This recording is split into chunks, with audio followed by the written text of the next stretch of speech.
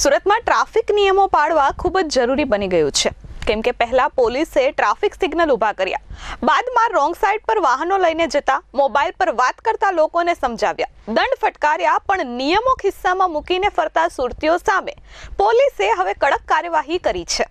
સુરતમાં ચાલુ વર્ષ દરમિયાન બેજવાબદાર રીતે વાહન હંકારનારા 583 વાહન ચાલકો સામે શિક્ષાત્મક કાર્યવાહી કરવામાં આવી છે। આરટીઓ તંત્ર દ્વારા તેમના ડ્રાઇવિંગ લાયસન્સ સસ્પેન્ડ કરી દેવામાં આવ્યા છે। આરટીઓ પાસેથી મળતી માહિતી મુજબ લાયસન્સ સસ્પેન્ડ કરવામાં આવ્યા હોય તેવા વાહન ચાલકોમાં મહદ અંશે યુવાનોનો સમાવેશ થઈ રહ્યો છે। ધૂમ સ્ટાઇલથી બાઇક દોડાવવાની કુટેવ, over speed, wrong side driving, અકસ્માત કરવો કે પછી ડ્રાઇવિંગ કરતી વખતે મોબાઈલ ફોનનો વપરાશ કરી તેઓ આરટીઓના કાયદાનું ઉલ્લંઘન કરી ચૂક્યા છે, જેને પગલે તેમના ડ્રાઇવિંગ લાયસન્સ સસ્પેન્ડ કરી દેવામાં આવ્યા છે। સુરતમાં છેલ્લા 8 મહિનામાં ટ્રાફિક નિયમોની એસી-તેસી કરનારા 583 વાહન માલિકોના ડ્રાઇવિંગ લાયસન્સ આરટીઓએ સસ્પેન્ડ કરી દીધા છે।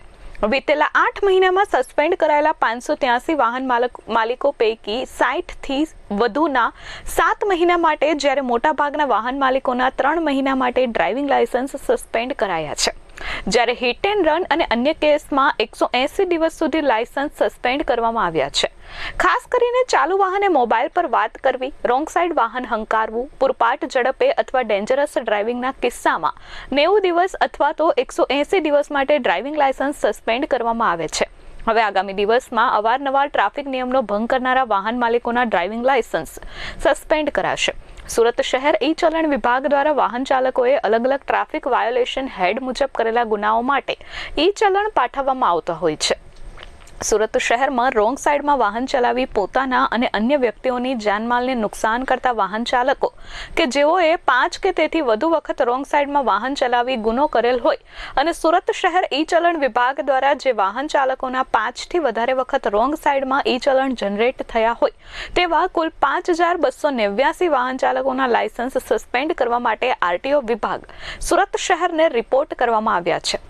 સુરત શહેર ટ્રાફિક શાખા દ્વારા રોંગ સાઈડમાં જે વાહન ચાલકો પોતાનું વાહન ચલાવે છે તેમને રોંગ સાઈડમાં પોતાનું વાહન ન ચલાવે તે બાબતે જાગૃત કરવામાં આવી રહ્યા છે। સમગ્ર સુરત શહેરમાં કુલ 80 ટીમ બનાવી દરેક રીઝન સર્કલ અને સેમી સર્કલ તરફથી જે વાહનો રોંગ સાઈડમાં ચલાવે છે તેવા સામે 1 મહિના પહેલા ડ્રાઈવ કરવામાં આવી હતી, જેમાં 607 રોંગ સાઈડમાં પોતાનું વાહન ચલાવતા વાહન ચાલકોના લાયસન્સ સસ્પેન્ડ કરવા માટે આરટીઓમાં રિપોર્ટ કર્યો છે।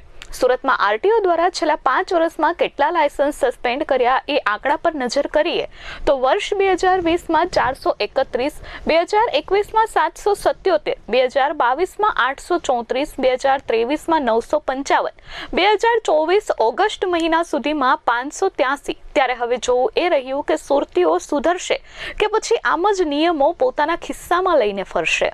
Bureau report S24 news Surat.